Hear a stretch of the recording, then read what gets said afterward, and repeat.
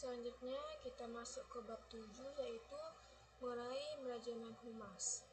Nah, di sini kita akan menjelaskan apa itu pengertian manajemen humas. Nah, di sini secara etimologi, manajemen berasal dari kata manage atau yang berarti mengelola atau mengatur. Nah, di sini yang disebut dengan manajemen humas yaitu suatu fungsi manajemen dalam mengembangkan hubungan antara organisasi dengan publik atau masyarakat dengan tujuan membina hubungan kerjasama secara timbal balik di dalam kepentingan bersama dalam rangka mencapai pengakuan yang baik dari publik. Kemudian manajemen humas merupakan suatu komunikasi dua arah antara suatu lembaga dengan masyarakat untuk melakukan kegiatan perencanaan, pengorganisasian, pelaksanaan, serta evaluasi dalam usaha pencapaian tujuan organisasi. Nah, selanjutnya di sini juga ada tujuan manajemen humas, yaitu untuk mengembangkan pemahaman tentang maksud dan saran-saran dari sekolah, menilai program sekolah dengan kata-kata kebutuhan-kebutuhan terpenuhi, kemudian ada juga mempersatukan orang tua murid serta guru-guru dalam mempengaruhi kebutuhan perkembangan peserta didik. Kemudian ada juga mengembangkannya kesadaran dan pentingnya pendidikan sekolah dalam era pembangunan. Kemudian juga ada membangun dan memelihara kepercayaan terhadap sekolah. Kemudian ada juga memberikan masyarakat tentang pekerjaannya sekolah. Kemudian juga ada mengarahkan bantuan dan dukungan bagi pemeliharaan dan peningkatan program sekolah. Selanjutnya, di sini kita masuk ada fungsi manajemen humas.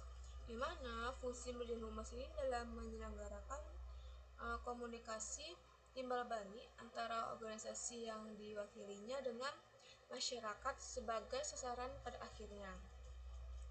Dapat menentukan sukses atau tidaknya tujuan dan citra yang hendak dicapai oleh organisasi yang bersangkutan.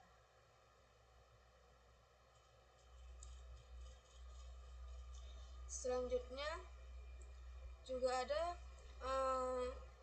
tugas manajemen humas, yang mana manajemen humas ini dalam fungsinya itu bertugas untuk mendukung dan memelihara jalur bersama bagi komunikasi atau pengertian, penerimaan, dan kerjasama antara organisasi dengan publiknya.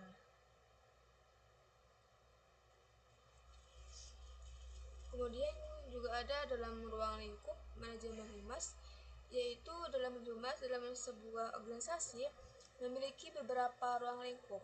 Ya, aktivitas yaitu yang pertama ada publisitas, yaitu salah satu kegiatan humas adalah publisitasnya. Itu dengan kegiatan menempatkan berita mengenai seseorang atau organisasi atau perusahaan di media massa. Kemudian selanjutnya ada pemasaran, di mana tujuan humas dalam pemasaran ini adalah untuk menyampaikan pesan kepada khalayak yang bukan menjadi pelanggannya. Kemudian juga ada public affair, yang mana public ini organisasi atau perusahaan harus menjalin hubungan yang harmonis dengan pemerintah karena pemerintah mengeluarkan peraturan yang harus dipatuhi oleh perusahaannya. Kemudian selanjutnya ada manajemen isu, yang mana organisasi dalam manajemen isu ini merupakan upaya organisasi atau perusahaan untuk melihat kecenderungan isu atau opini publik yang muncul di tengah masyarakat. Kemudian ada juga ada lobby, yang mana lobby ini dengan lembaga-lembaga yang bertanggung jawab terhadap pembentukan hukum undang-undang baru dengan harapan undang-undang baru yang akan dikeluarkan itu tidak akan merugikan organisasi bersangkutannya.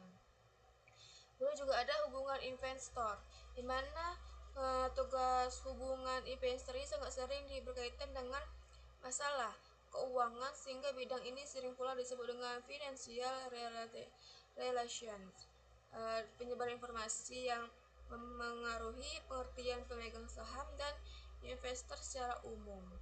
Nah, di sini kita dapat simpulkan bahwa manajemen humas adalah suatu fungsi manajemen dalam mengembangkan hubungan antara organisasi dengan publik masyarakat dengan tujuan membina hubungan kerjasama secara timbal balik di dalam kepentingan bersama dalam rangka mencapai pengakuan yang baik dengan publik.